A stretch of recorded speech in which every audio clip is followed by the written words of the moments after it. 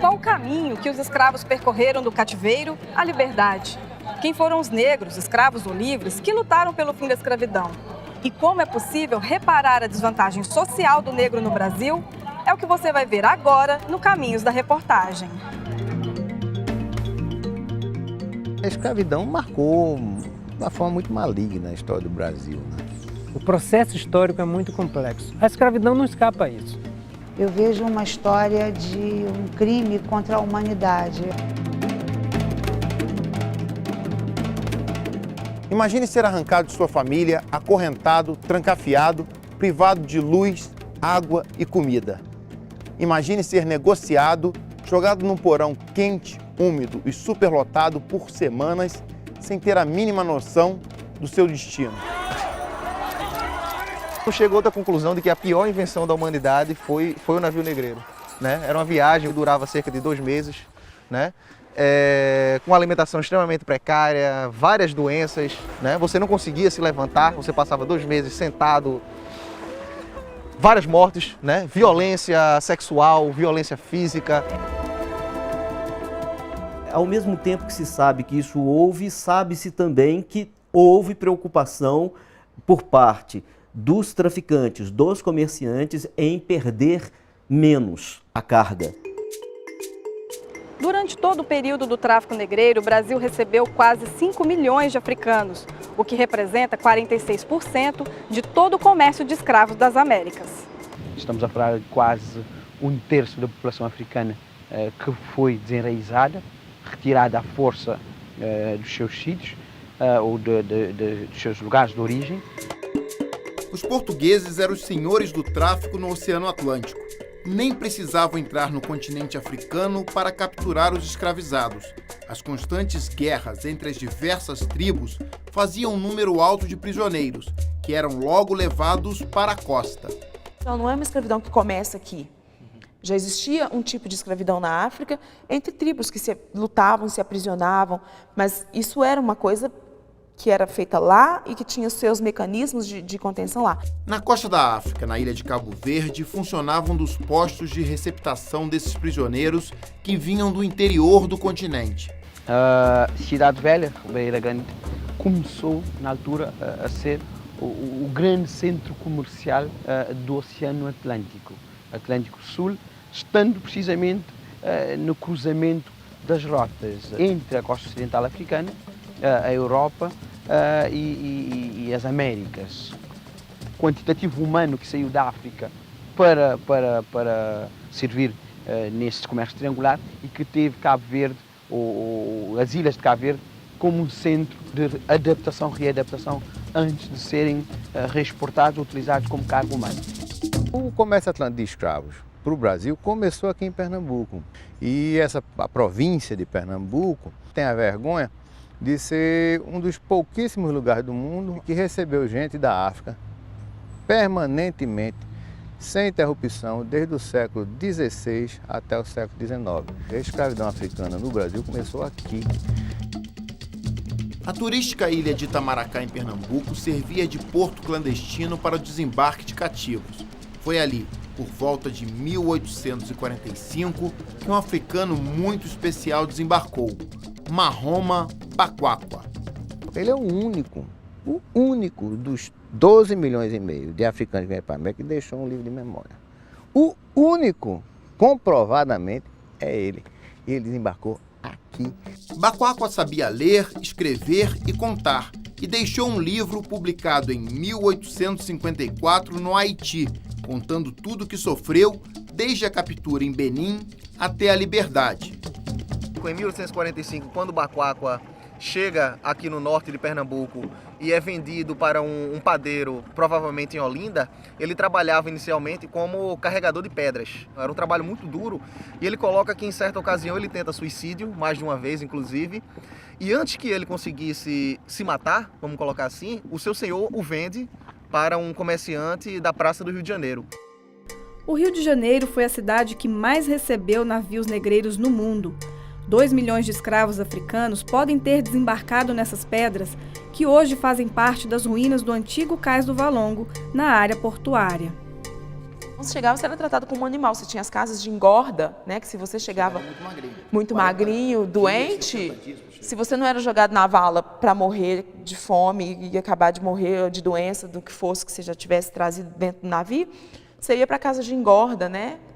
Como engordar um animal para matar no fim do ano. Não existia o respeito de ser humano para ser humano, né? Nas proximidades do Cais do Valongo, Dona Mercê encontrou um sítio arqueológico quando comprou esta casa em 1996. Foi uma surpresa muito grande, né? Nas primeiras escavações apareceu ossadas humanas, né? E, inclusive ossadas de criança. Aquilo me deixou muito apreensiva, porque a princípio eu imaginava que alguém matou a família daquela casa. Mas havia ali bem mais que a ossada de uma família. Nenhum morador sabia que existia um cemitério de escravos aqui, né? E aí veio a prefeitura, veio pesquisadores, e aí eles chegaram à conclusão que aqui era o cemitério dos Pretos Novos, os recém-chegados de África. O cemitério dos Pretos Novos recebeu esse nome porque nessa área foram enterrados milhares de escravos que não resistiram à longa jornada da África até o Brasil. Eles saíram forçados de sua terra para trabalhar, mas nem chegaram a ser vendidos, porque encerraram sua viagem jogados numa vala comum. As valas ficaram abertas entre 1769 e 1830, e é provável que embaixo da casa de Dona Mercê tenham sido jogados bem mais que 50 mil corpos. Isso aqui é o Holocausto Carioca, é o Holocausto Negro Carioca.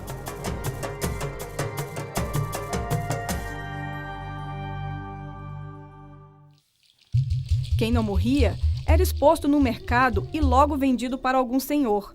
No século XVIII, com a descoberta do ouro nas regiões das Minas Gerais, houve uma verdadeira corrida por mão de obra escrava especializada. E onde que eles vão buscar essa mão de obra especializada? Eles vão para a África, para a região da costa da mina. São escravos que já têm uma tradição de saber minerar, é que geralmente são utilizados nas áreas de mineração. Esse escravo, evidentemente, especializado, custa muito mais. Ouro Preto, a capital das Minas Gerais, na época, chamava-se Vila Rica e chegou a ter, no auge da mineração, uma população de 50 mil pessoas, a maioria negra. Foi com a mão de obra escrava que Vila Rica prosperou. Eles escavaram minas, extraíram riquezas naturais e enriqueceram ainda mais a coroa portuguesa. Só a mina de Chico Rei produziu 25 mil quilos de ouro. Chico Rei é do Congo belga, né, do norte da África. E ele foi capturado, ele foi comprado na mão dos holandeses, pelos portugueses, exatamente porque eles já tinham know-how de exploração de ouro e diamante. Ele jurou para os súditos dele, se vocês permanecerem tendo a mesma obediência que tinham com meu pai, lá no Congo, chegando nesse país desconhecido, eu vou lutar pela nossa liberdade. Toninho é hoje o dono da antiga mina de Chico Rei. Não encontra pepitas, mas explora o turismo graças a essa história que mistura lenda com realidade. A do escravo que enriqueceu, libertou sua tribo e foi coroado em plena Vila Rica. O próprio dono da mina falou com ele, você não merece ser escravo, eu vou te alforriar. Aí alforriou o Francisco e daí para frente o Francisco foi pagando o Major Augusto e foi alforriando a tribo dele por hierarquia até formar uma comunidade negra totalmente independente no Brasil. E aí entra a parte fictícia, né? Que é a lenda, sem comprovação documental, que ele descobre uma quantidade muito grande de ouro dentro dessa mina, mas ele não conta. Ele vai tirando um pouquinho, vai pagando. Quando ele consegue pagar o seu alforria, ele propõe a compra da mina para o seu senhor. A partir do momento que ele compra a mina, ele vai também comprando a liberdade de seus escravos com o ouro que ele extrai de lá. Era interessante para o governo ter um representante negro aqui em Ouro Preto ou em Minas Gerais, porque a maioria era negra. Se eles se revoltassem, iria ser uma tragédia para os brancos. Então, o Chico Rei libertava os escravos com essa garantia. Não sem baderna, sem revolta, e também proteger os negros. Documentalmente falando, nada se conhece que comprove a existência desse Chico Rei ou de qualquer outro escravo nesse perfil que tenha tido essa história. Polêmico Chico Rei. Com toda a riqueza extraída da mina, ele teria construído a igreja de Santa Efigênia e dançado o congado em frente a ela no dia 6 de janeiro, justamente o dia de Reis. Mas se ele não existiu, quem teria erguido o templo? Certamente uma irmandade inteira de homens negros alforriados ou que já nasceram livres. Na região de Minas Gerais, o peso do catolicismo foi muito grande. Então, o que você teve aqui? Você não teve a explosão de terreiros que você teve na Bahia, mas você teve a constituição de irmandades negras. Aqui hoje, por exemplo, a gente está na igreja, que é a igreja de Santa Efigênia e Nossa Senhora do Rosário da Cruz, que é uma igreja que a irmandade foi essencialmente negra. A igreja de Santa Efigênia não era a única dos negros de Vila Rica. Mais imponente ainda era a igreja de Nossa Senhora do Rosário dos Homens Pretos. Dentro dela estão os 4 santos negros do catolicismo: São Elesbão, Santo Antônio de Cartagerona, São Benedito e a própria Santa Efigênia. Tem um santo negro na igreja, quer dizer que eles não estavam tanto perdidos assim. Eles tinham um ponto de apoio. Eles não eram uma raça amaldiçoada, como muitos diziam. Durante a construção, os escravos conseguiram auxílio financeiro dos seus próprios senhores. Nos livros da Irmandade nós encontramos muito todas as pessoas eminentes da capitania, inclusive os governadores, doando dinheiro para a festa do Rosário, alguns como protetores. Esse senhor precisava da Irmandade, porque na hora que o negro ficava pobre, doente, quando ele não dava mais conta de trabalhar, quem que amparava ele? No serviço da Irmandade, ali ia lá visitar o doente, quando ele morria, era a Irmandade que enterrava. Se na antiga Vila Rica o ouro correu farto para a construção e ornamentação da igreja de Nossa Senhora do Rosário, o mesmo não se pode dizer de outra cidade mineira, Sabará. Durante 120 anos, escravos e alforriados da Irmandade de Nossa Senhora do Rosário dos Pretos da Barra de Sabará trabalharam na construção desta que seria a maior igreja da cidade. Como se pode ver, a obra nunca foi concluída, seja pelo fim do ciclo do ouro, seja pela falta de dinheiro, seja até mesmo pela falta de mão de obra. O fato é que a construção foi definitivamente interrompida em 1888, com a chegada por aqui da notícia da abolição da escravatura. Construir uma igreja era fundamental para cada irmandade. Além da proteção, ela era o único espaço de convivência que os negros escravos ou libertos tinham naqueles tempos. O negro não era considerado gente, não era considerado que tinha alma, uma vez que era escravo. Diante disto, ele não podia frequentar o mesmo lugar que o seu patrão. Com o passar do tempo e a quantidade de negros aumentando no Brasil, então os brancos perceberam que era preciso colocar algo para eles. O negro ia à missa, mas mantinha a fé nos rituais que trazia da África. Ele não abandonava de toda essa crença dele. Ele fazia um faz de conta, ele ia para a igreja, ele prestava o culto, mas da forma dele. Ele batizava, ele recebia nome cristão, né? Trocava o nome dele, o nome que ele tinha na África, por um nome adquirido aqui. Para os senhores, a religiosidade perdoava os pecados. Para os escravos, a igreja era um refúgio numa época em que muitas atrocidades eram cometidas contra os cativos. A pior delas, o martírio em praça pública.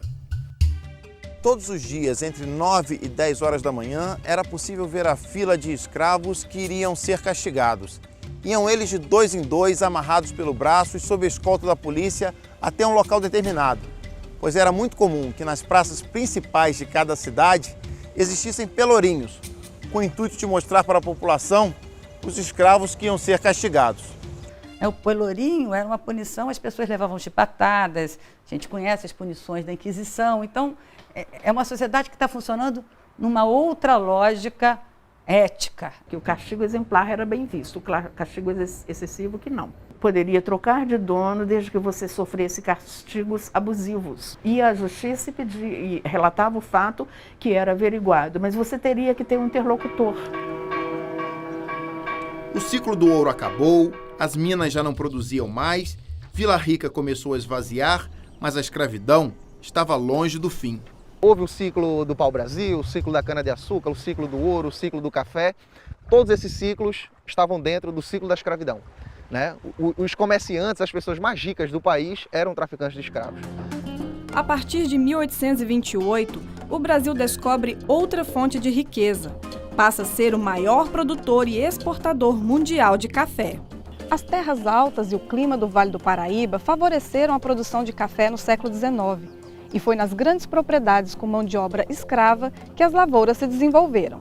Nesse momento, exatamente, é que está havendo a ascensão do café, né? Está se formando uma nova classe dominante de lavradores envolvidos no café, gente muito poderosa, né? Os barões do Vale do Paraíba, entendeu? Barões como o comendador Manuel Antônio Esteves, que tinha em torno de 700 escravos, todos eles registrados em um livro guardado na fazenda Santo Antônio do Paiol, em Valença, no Rio de Janeiro. Para o trabalho, a profissão, escravo trabalhava, aquele que trabalhava na lavoura, dos 42 anos, geralmente ele não passava, porque era muito judiado, muito sugado mesmo, o máximo que ele poderia dar, né, no trabalho. Não era um produto barato, exatamente por isso não era um produto tão descartável quanto às vezes a gente lê e escuta, não é, alguns dizendo. Nem sempre. Um escravo homem, jovem, forte, custava em Minas Gerais, na primeira metade do século XVIII, algo em torno de entre 250 e 350 mil réis. Com esses mesmos 250, 350 mil réis, se poderia comprar talvez 10 cabeças de vaca, ou o valor de um sobrado de 2 andares. Esta é uma das fazendas mais preservadas do Vale do Paraíba. Ela começou a ser construída no século XVIII e ainda mantém boa parte da estrutura daquela época. Mas não é uma fazenda qualquer. Aqui funcionou um grande centro clandestino de reprodução de escravos. Além de serem tratados como reprodutores, ali os negros viveram um dos maiores calvários da escravidão. Era embaixo da Casa Grande que ficava a masmorra, para onde eram levados os escravos considerados desobedientes. Preservados até hoje, os troncos de tortura ainda guardam as marcas de sangue do período mais cruel da história do Brasil. Tá vendo aquelas manchas escuras na madeira? A gente já raspou, já mandou ver, é sangue realmente. Isso aqui nunca ficava vazio, porque sempre tinha preso. Então era uma turma já presa, a outra que tinha saído daqui muito machucada, estava do lado de cá, curando com sal grosso as costas. O outro que já estava chegando aqui, para quando vagasse, ele poder entrar.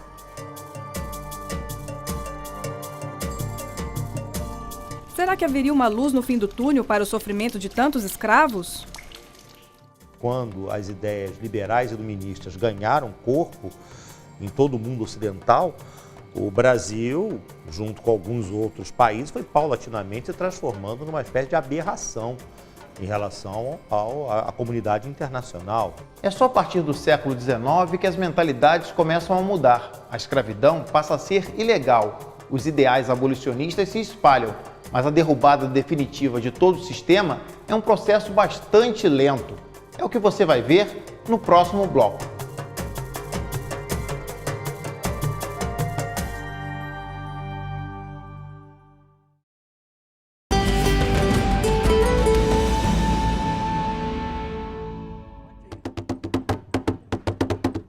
Onde há escravidão, há fuga. Em busca de liberdade, os escravos cantavam e fugiam. O sinal vinha do próprio batuque. Era um aviso para os escravos. Eles podiam correr, que o capataz estava distraído. O candongueiro no quilombo é usado como dedo duro. E o candongueiro, ele bate num ritmo diferente do tambu. E o candongueiro era que marcava a hora e a posição e quando a pessoa podia assim, sair na fuga. E quando também a fuga fosse descoberta, o candongueiro ele tem assim, uma facilidade de mudar de toque sem prejudicar o ritmo. Aí mudava o toque dele e os caras sabiam que tinha que esconder que tinha sido descoberta a fuga. Além da fogueira, ajuda todos irmãos, marcha! Numa época em que a escravidão estava longe de acabar, a fuga era a forma mais rápida de liberdade. Era um fenômeno muito intenso mesmo. Provavelmente poucos escravos não tinham no seu currículo uma fuga pelo menos. Seguindo pelas matas ou pelos rios, os escravos se refugiavam em pontos distantes das fazendas e formavam os quilombos. O quilombo, de um modo geral, é uma resistência de trincheira, podemos dizer. Uma coisa que as pessoas buscavam um local para se refugiar, se proteger. Na Serra da Beleza, interior do estado do Rio de Janeiro, está o quilombo São José da Serra. É provável que os primeiros negros tenham ido para lá por volta de 1830, fugindo das fazendas de café. Nós somos da região do Congo, tá? São os negros bantos, né, que veio da Bahia para o Rio de Janeiro. Aí, meu velho aí, ó. Deus abençoe. Direitinho? Isso. E meu pai veio de lá, meu avô foi comprado lá, era cativo, né? E quando deu uma folga lá e fugiu para aqui, por quilômetro. Com o tempo veio a liberdade e isso ficou por aqui mesmo, né? Seu Manuel, 96 anos, é o patriarca da comunidade. Foi filho de escravo e ouviu histórias que o tempo não apaga. Do escravo ficar com os braços abertos, amarrados. Já o capataz amarrava, né? Dormia ali amarrado. E batia. Memórias tão marcantes para os negros que as gerações passam e ninguém esquece. Para fugir do sistema opressor, além dos quilombos, os escravos organizaram rebeliões. O maior palco de revoltas escravas no Brasil foi a Bahia. Isso se explica pela origem dos escravos daqui. Os escravos vinham da chamada Costa da Mina, que é no Golfo do Benin, que atualmente está localizado entre Togo, a República do Benin e a Nigéria. E esses escravos que vinham daí, não todos eles, mas um número muito grande, eram vítimas de guerra, eram prisioneiros de guerra. Então eram escravos que saíram de uma guerra, foram capturados, trazidos para venda e deportados para aqui para a Bahia. E foi no fim da Ladeira da Praça, no centro histórico de Salvador, que teve início a maior rebelião urbana de escravos do século XIX, a Revolta dos Malês, liderada por africanos de origem muçulmana. O plano de fuga foi registrado em papéis árabes. Cerca de 600 escravos saíram pelas ruas de Salvador, mas foram pegos no caminho. Alguns foram executados na área conhecida como Campo da Pólvora. Os rebeldes, quando estavam fugindo da cidade, encontraram pela frente a cavalaria. Aí foi aí que houve realmente uma batalha campal, mas na qual os rebeldes estavam absolutamente despreparados, porque eles lutavam com armas brancas, arco e flecha, entendeu? E os soldados, além da cavalaria, tinham armas de fogo. Se calcula em torno de 60, 70, entre os que morreram lá mesmo ou que foram, e depois morreram de ferimentos adquiridos durante esse momento. E aí acaba o movimento. A revolta acabou, mas o desejo de liberdade era eterno. Tanto que os escravos que viviam nas cidades podiam negociar diretamente com os seus senhores uma alforria. Alforria significa liberdade. E essa liberdade podia ser concedida gratuitamente pelo senhor de escravos e mediante a compra. Então, o patrono estabelecia um preço pela liberdade e esse escravo tinha que amealhar esse dinheiro para que ele pudesse comprar essa liberdade. Nós conseguimos identificar uma forma que foi muito comum durante todo o século XVIII em Minas Gerais. É uma espécie de crediário da alforria. O escravo pagava em parcelas durante 4, 5, 6 anos. Ele pagava parcelas da sua liberdade, parcelas da sua alforria. E principalmente as mulheres recorreram muito a essa forma de libertar-se e libertar os seus descendentes, seus filhos. Mesmo nos anos finais da escravidão, não era fácil conseguir a alforria. Na província de Minas Gerais, a que possuía o maior número de cativos, apenas um entre 18 tinha dinheiro suficiente para comprar sua liberdade. Para a maioria dos escravos, a perspectiva de morrer na senzala era muito maior do que terminar a vida em liberdade. a negociação direta que se faz entre proprietário e escravo é muito mais frequente nas áreas urbanas do que nas áreas rurais. Havia um direito difuso, informal, né, costumeiro, de que o escravo, quando tivesse o dinheiro para alforria, o senhor alforriava. E isso realmente existia. E isso funcionou muito bem. Só que isso funcionava sob a tutela do senhor. E o senhor podia sempre ameaçar, ó, não se comportou, não vai ser alforriado. A alforria era um acordo entre senhores e cativos. Afinal, naquele século XIX, era difícil esperar do governo imperial alguma atitude rápida e definitiva contra o tráfico. Após a independência, o Brasil começou a sofrer forte pressão internacional, principalmente da Inglaterra, para abolir de vez o tráfico negreiro. Por isso, o Parlamento brasileiro aprovou em 1831 uma lei que impedia a compra de novos escravos na África. A lei, como se sabe, não saiu do papel e ficou conhecida como Lei Só para Inglês Ver. Há uma tentativa de fazer a lei ser cumprida no início, mas de fato ela começa a ser burlada por todos os lados e finalmente os próprios grupos predominantes na política brasileira vão fechar os olhos. Uma lei para inglês ver, houve realmente uma corrida por parte dos senhores de escravos por comprar mais dessa mão de obra, já que o medo é que a possibilidade de trazer gente da África para trabalhar como escravos acabasse. Os traficantes quiseram abastecer o mercado intensamente para poder ficar com mercadoria, né, disponível para o momento em que o tráfico terminasse, na esperança de que os preços iriam lá para cima.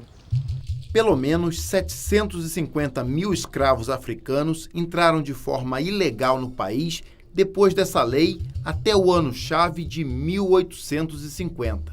Em 1850 foi criada uma lei que foi batizada como a Lei Eusébio de Queiroz, que proibiu também, além dessa outra anterior que a gente falou, de 1831, que proibiu definitivamente o tráfico de escravos no Brasil. Né? Então a questão é, por que a de 31 foi uma lei para inglês ver, como foi jocosamente apelidada, e a de 50 a gente considera na historiografia como uma lei mais eficiente? Quando termina o tráfico de escravo, o preço do escravo começa a crescer, as cidades estão se urbanizando e então essas pessoas começam a perceber que é melhor você vender o escravo e comprar uma casa, por exemplo. Se não podia mais trazer escravos da África, era melhor cuidar daqueles que já estavam por aqui, como aconteceu nesta antiga fazenda de café no Vale do Paraíba. Essa farmácia, ela veio marcar, né, a lei de Eusébio de Queiroz, que proibia o tráfico negreiro no Brasil. Então foi uma iniciativa dos fazendeiros para poder cuidar melhor dos escravos que eles tinham, porque não podiam trazer outros escravos. Outra lei pró-escravo só veio em 1871. A Lei do Ventre Livre, assinada pela Princesa Isabel, libertava todo filho de escrava nascido a partir daquela data. A chamada Lei do Ventre Livre, que não apenas aboliu o ventre da escrava, e que mesmo assim aboliu meia boca, porque a criança escrava serviria ao senhor até 21 anos de idade, e, portanto, em termos práticos, ele podia ser usado como escravo. É uma tentativa de acabar com a escravidão de forma gradativa, né? De uma forma suave, enfim, sem um enfrentamento da questão. Né? Na verdade, eram formas de se dar uma justificativa, né, para a pressão abolicionista que já estava acontecendo, né, nas grandes potências mundiais da época. Em 1871, quando se faz o censo, entre a população negra, entre 65% e 70% já vivia legalmente na liberdade, formalmente na liberdade, mais de 15 anos antes da escravidão acabar. Pressões de todos os lados fizeram o Império do Brasil libertar todos os escravos que já tinham mais de 65 anos, em 1885. Era a lei do sexagenário. A lei do sexagenário, ela vai liberar a classe senhorial de tomar cuidado, de cuidar do idoso, do escravo idoso. Né? Como é que ele iria sobreviver? Né? Era muito pequeno o número de cativos que conseguiam chegar a essa idade, 65 anos. A grande maioria morria bem antes, por conta do trabalho estafante. É nesse cenário que o movimento abolicionista ganha força. Entre os principais ativistas estavam o advogado Luiz Gama, o engenheiro André Rebouças, o escritor Machado de Assis e o jornalista José do Patrocínio. Todos homens de cor, como se dizia na época. Todos com enorme projeção na sociedade. O fato de esses abolicionistas terem conquistado a adesão de uma ampla parcela da população me dá a garantia de que, sem a atuação desses sujeitos, a escravidão poderia ter durado por muito mais tempo. Para a posteridade, no entanto, a luta dos vários abolicionistas negros acabou reduzida a um só nome. A dedicação que o José do Patrocínio deu à luta abolicionista dava a ele uma visibilidade, sobretudo também porque ele era proprietário de um jornal. Ele formava um grupo que inclusive era constituído por vários outros abolicionistas negros que, com o passar do tempo, foram sendo apagados e favorecendo assim o mito do José do Patrocínio como o maior e talvez o único negro abolicionista. Coincidentemente, era nesta igreja de Irmandade de Homens Negros, no centro do Rio, que os abolicionistas se reuniam. Muitas decisões foram tomadas aqui por pessoas importantes como Joaquim Nabuco. Joaquim Nabuco era um dos homens brancos que lutavam pela abolição. Passou sua infância nesse engenho de cana-de-açúcar em Pernambuco, uma propriedade que tinha pelo menos 50 cativos, e logo entendeu, a escravidão não podia continuar. Joaquim Nabuco estava sentado na frente da casa, na escadaria, datando entre 7 e 8 anos, e chegou um escravo muito machucado e pedindo ajuda para que Joaquim Nabuco convencesse a madrinha dele a comprá-lo, porque sabia que aqui os escravos eram bem tratados. Já adulto, Nabuco foi advogado de um escravo condenado à morte por matar seu senhor e conseguiu algo inimaginável para aquela época. Ele realmente era um grande orador, né? Impressiona na época e ele consegue evitar a condenação à morte. Claro que o escravo foi condenado a trabalhos forçados nos navios, né? Quer dizer, um trabalho árduo, mas naquele cenário era uma pena muito mais suave, né, comparado à própria morte. A partir daí ele vai se consolidando como esse líder abolicionista. O movimento abolicionista se espalhou pelo Brasil. As províncias do norte foram as primeiras a aderirem à causa, se bem que por um motivo bem particular. Houve um verdadeiro tráfico interno de várias províncias do norte e do nordeste do Brasil, vendendo seus escravos para São Paulo. Houve um decréscimo dos escravos do Piauí, de Pernambuco, da Paraíba, inclusive da Bahia também, né, que eram vendidos a altos preços para São Paulo e a região cafeeira do Rio de Janeiro. Que era dono de escravos em 1848, em 1870 ele já não é mais dono de escravos, já vendeu, né? Então todo mundo vira abolicionista. A propriedade escrava deixa de ser pulverizada e passa a ser mais concentrada, inclusive regionalmente, né? Então fica mais fácil aquelas bancadas do Nordeste escravagista, racista, né? E enfim, tudo que a gente pode imaginar ser a favor da abolição. Redenção, o pequenino município do Ceará, a 55 quilômetros de Fortaleza, se orgulha de ter sido o primeiro local no Brasil a libertar todos os seus escravos ainda em 1884. E para onde se olhe, há uma referência ao pioneirismo na cidade. Me desculpe minha falta de romantismo. A abolição no Brasil não veio nessa época por uma mudança de mentalidade. A mudança de mentalidade acompanhou a questão demográfica. No momento que o valor do escravo cresce muito, esse pequeno proprietário de escravo passou a ser mais negócio para ele vender. Então as pessoas foram deixando de ser dono de escravo. Até que chegou um ponto que praticamente não havia donos de escravo no Ceará. Com um atraso monumental em relação ao resto do mundo, o Brasil finalmente libertou todos os escravos no dia 13 de maio de 1888. Na famosa Lei Áurea, assinada pela princesa Isabel. O Brasil foi o último país a abolir a escravidão. Os caras assim lamentando como é que esses escravos ingratos, né, esses negros que eu tratei tão bem, abandonam a minha fazenda. Né? Àquela altura a escravidão como um projeto estava totalmente desmoralizada. Mas quando houve a abolição, existiam em torno de 700 a 750 mil escravos no Brasil. Era muita gente, né? Era para a demografia da época, ainda era muita gente. É Machado de Assis quem nos dá a ideia da festa que aconteceu na cidade após a assinatura da Lei Áurea. Houve sol, e grande sol naquele domingo de 1888, em que o Senado aprovou a lei que a regente sancionou e todos saímos às ruas. Sim, eu também saí às ruas. Eu também entrei no préstito em carruagem aberta. Todos respiravam felicidade. Tudo era delírio. Leia o Machado de Assis que você vai perceber que ele falou sobre as mazelas da escravidão, sobre os impasses gerados pela escravidão, sobre as possibilidades de ação de pessoas negras livres, libertas e escravizadas em vários momentos da obra dele. Funcionário público de um ministério responsável pela aplicação da legislação abolicionista, é provável que Machado de Assis tenha dado um rápido encaminhamento para essas questões dentro da burocracia do governo imperial. Quando você chega ali em 1888, que os jornais passam a homenagear a quem contribuiu para o fim da escravidão, o Machado de Assis é um dos primeiros nomes para quem se agradece na atuação realizada a partir do Ministério da Agricultura. Mas as homenagens e as festas causadas pela Lei Áurea acabaram muito rápido. Então, quando a abolição da escravatura acontece, eles não pensaram em dar moradia, eles não pensaram em dar educação, eles não pensaram em nada para este povo que estava ganhando a liberdade. A partir da chegada da notícia nas mais distantes fazendas do Brasil, todos os negros estavam livres. O que eles iam fazer a partir de então parecia não ser mais responsabilidade do Estado brasileiro. Por mais que em 1888 tem toda essa questão da liberdade, do fim da escravidão, mas esses escravos vão para onde? Eles não têm terra, eles não têm casa, eles não têm trabalho. Para você ter comida, você precisa, de alguma forma, produzir. Se você vai analisar o que foi a experiência da liberdade entre pessoas negras ao longo do século XIX, você vai ter o quê? Uma história da precariedade da cidadania no Brasil.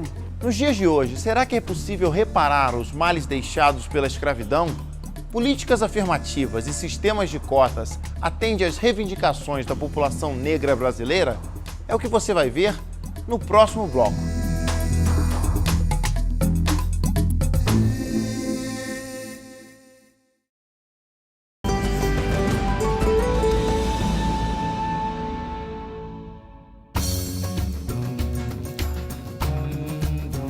Nos primeiros anos após a abolição, não havia uma fronteira clara entre escravidão e liberdade. Porque como você falar de direitos, se mantinha a escravidão. Depois da escravidão, nós passamos muita fome ainda na fazenda. A abolição veio, mas não libertou o negro. Sem ter para onde ir, era comum que o negro liberto voltasse a trabalhar para o seu senhor. Quando fala libertação, foi o pior momento do negro aqui na nossa região, porque o que aconteceu? Eles pegaram o negro e colocaram na estrada, onde eles não tinham comida, onde eles não tinham a bebida, né? Então eles ficavam o dia todo na porta de novo, na porteira da fazenda, tentando voltar. O que faz o negro na fazenda do senhor? Senhorzinho mandou embora, por que o negro voltou? Senhorzinho mandou embora, por que o negro voltou? Dentro da fazenda era o castigo, que era o couro, era a senzala, era açoitado. E a estrada era a fome e a sede, que aterrorizava a vida dos escravos. Com algumas poucas exceções, André Rebouças entre eles, José do Patrocínio também, que falavam em alguma forma de indenização para os últimos escravizados em terras. A grande discussão na hora da abolição foi a indenização dos senhores, porque os senhores foram indenizados na Inglaterra, foram indenizados na Rússia. No Brasil, a chamada Lei de Terras, em vigor no momento da abolição, dificultava o acesso dos ex-escravos à terra onde moravam e trabalhavam. Uma mudança na legislação era o que defendiam alguns abolicionistas, como Joaquim Nabuco. Para Nabuco não bastava somente a abolição. Liberdade por simplesmente liberdade. Simplesmente a liberdade, né? Era preciso, como ele dizia, oferecer dignidade para as pessoas e essa dignidade passava pela terra. Quer dizer, o país só poderia crescer se a lei agrária fosse efetivada. Ainda hoje, as comunidades quilombolas lutam pelo direito de permanecer na terra onde construíram a sua história. Hoje, graças a Deus, e hoje nós estamos no processo aqui de titulação da terra, né? Parte da terra já é da comunidade, tá? Nós só tomamos com a partinha, um pequeno pedaço aqui que tá em questão. Isso que se deu assim a liberdade para o quilombo. Mais de 120 anos após a abolição, o Brasil ainda é marcado pelo racismo e pela desigualdade social.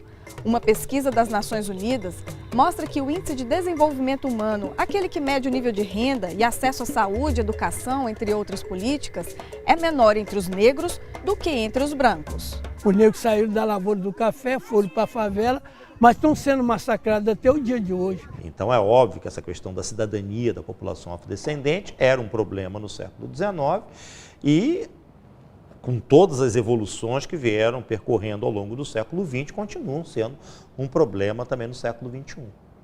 O racismo e a xenofobia que infelizmente continuam a perpetuar nas nossas sociedades e que não deixa de ser uma reminiscência de todo esse caldeirão surgido no século XVI. Comparado ao período da escravidão, vivem hoje os jovens negros brasileiros morrendo na mão do Estado o tempo todo. Comparado ao período da escravidão, vive hoje domésticas sem 100% dos seus direitos garantidos. Não temos condições sociais, econômicas, políticas. E comparado ao período da escravidão, somos nós que ainda não temos voz no Congresso Nacional. A desvantagem social do negro na sociedade brasileira levantou o polêmico debate sobre a possibilidade de reparação aos descendentes de escravos. O Estado brasileiro não está dando nada para os afro-brasileiros. O Estado brasileiro está devolvendo tardiamente e muito pouco da dívida que ele tem com o povo negro. Então, não é esmola. Entende? É muito pouco, é uma dívida de séculos. O Estado brasileiro tem uma dívida com a população negra.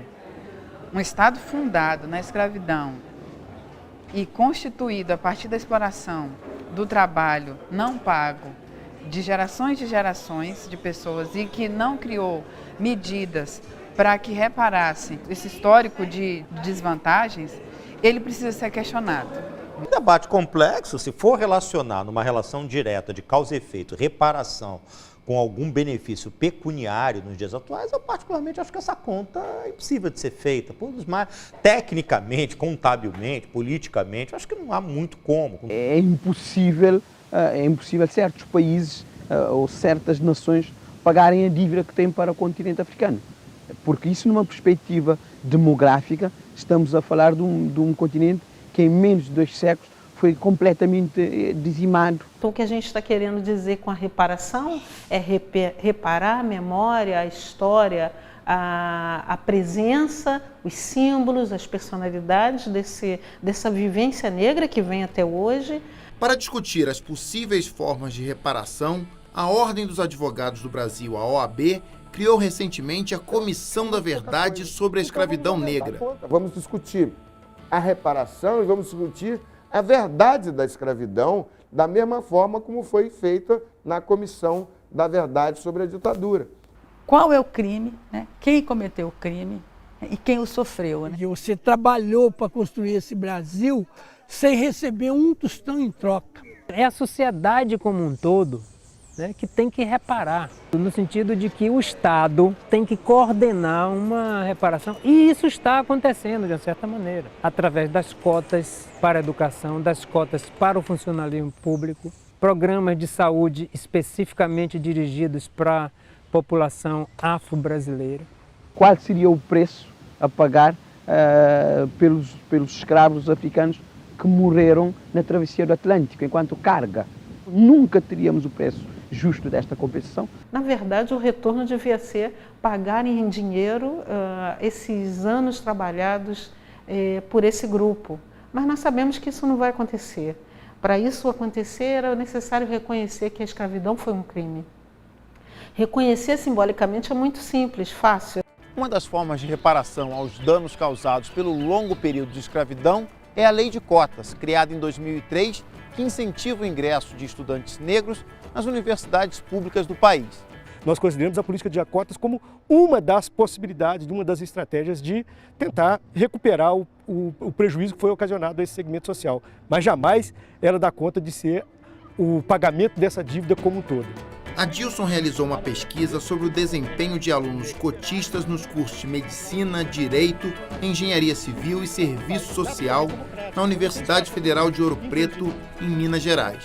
Os estudantes que ingressaram nesses 3 cursos, eles não teriam possibilidade de ingressar na universidade naquele ano, no ano de 2009, caso eles não fossem beneficiados por uma política de acesso diferenciada. E passado um ano de permanência no curso, eu examinei os históricos e os currículos escolares deles e consegui perceber que o nosso estudante desses cursos eles tinham um desempenho acadêmico igual ou semelhante aos dos seus colegas que não entraram por essa política de cotas. Então, as políticas de inclusão, as políticas de reparação, elas são extremamente necessárias e as pessoas precisam se dar conta disso, porque todo mundo vai viver melhor se nós tivermos uma sociedade mais igual. No conjunto das políticas que vêm sendo empreendidas nesse sentido, há outras, como a lei que traz para dentro da escola a obrigatoriedade do ensino de história e cultura africana. E seria muito importante que essa história fosse realmente ensinada em salas de aula, a nossa verdadeira história, porque eu acho que será a partir daí que nós iremos conseguir sanar um pouco desse racismo que aí está. E foi em sala de aula que Vitor começou a mudar sua história. Ele é o primeiro membro da família que chegou ao ensino superior.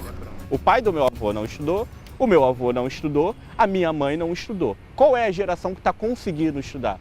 É minha geração. Ah, então quer dizer que são 4 gerações. Agora você procura um jovem branco, com a família toda branca, e pede para ele dar uma olhada para 4 gerações atrás e ver como está. Precisa produzir políticas públicas para que esse cara aqui, que já está sofrendo esse processo há 4 gerações, possa ter acesso àquilo que já tem gente tendo há muito tempo. Vitor faz ciências sociais em uma universidade privada e se mantém no curso com bolsa de estudo. A educação ela mudou minha vida no sentido de que, primeiro, ela me mostrou que eu tenho direitos. Me tira de um patamar de alguém que está alienado em relação ao contexto sobre tudo aquilo que eu passei e me mostra quem eu sou, me conta a minha história e me projeta para o futuro para que eu possa me defender, me salvaguardar dos meus direitos, visto como igual e tratado com igualdade.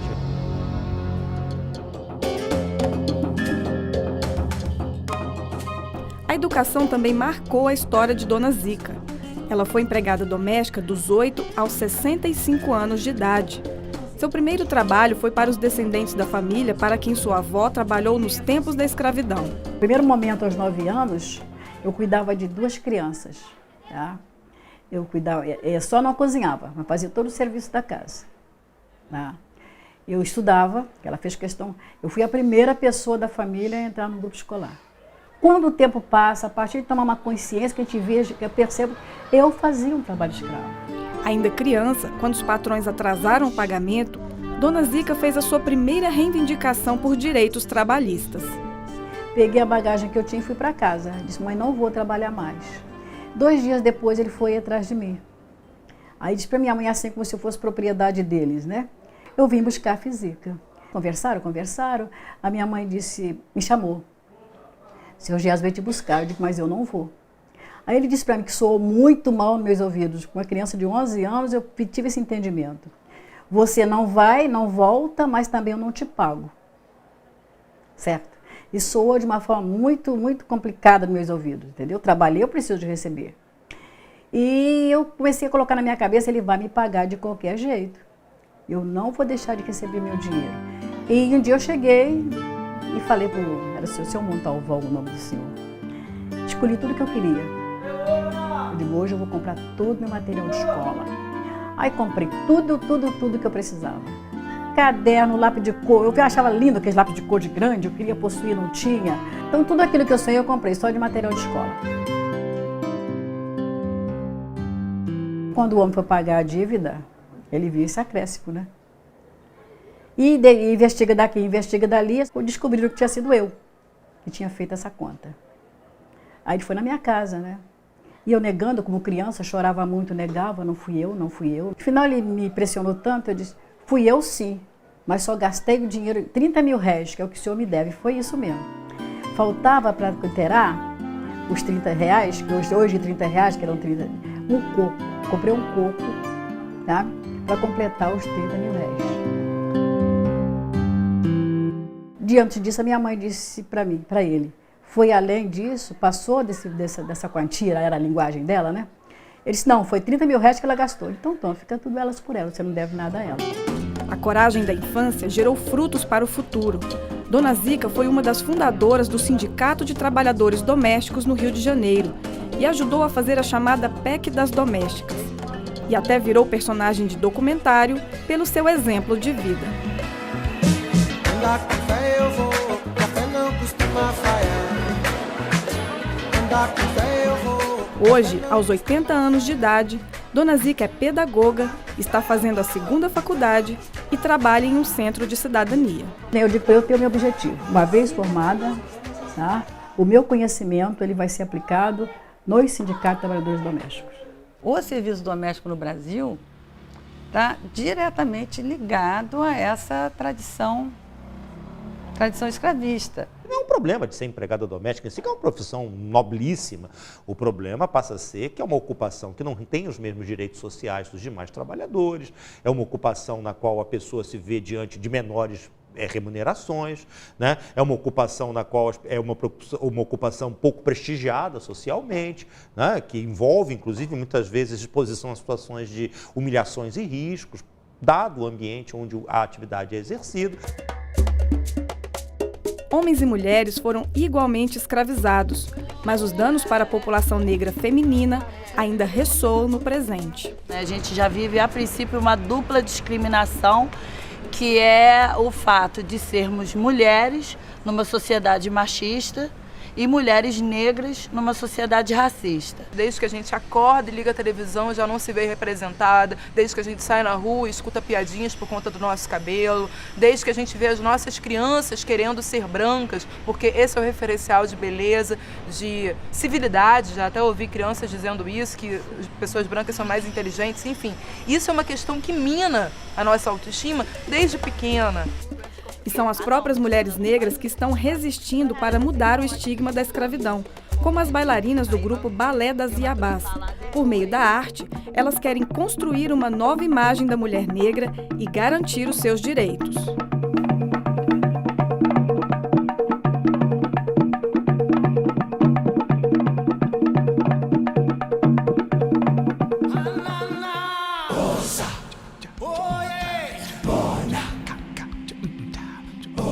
A memória da escravidão vai além da dor, das marcas nas senzalas e dos monumentos construídos pelas mãos dos que foram escravizados. Está cada vez mais presente na cultura, nos costumes, na beleza e na resistência de seus descendentes. A escravidão aqui, ela é tão fortalecida e entrou tanto no inconsciente coletivo que existe um certo apagamento dela na memória. Os negros fundaram a liberdade no Brasil. Não fundaram a escravidão. Quem fundou a escravidão foram os escravizadores. Que nós não estamos querendo nada de ninguém, só está querendo o que é de fato deles. Né? Porque o negro ele trabalhou muito para a construção desse país, né?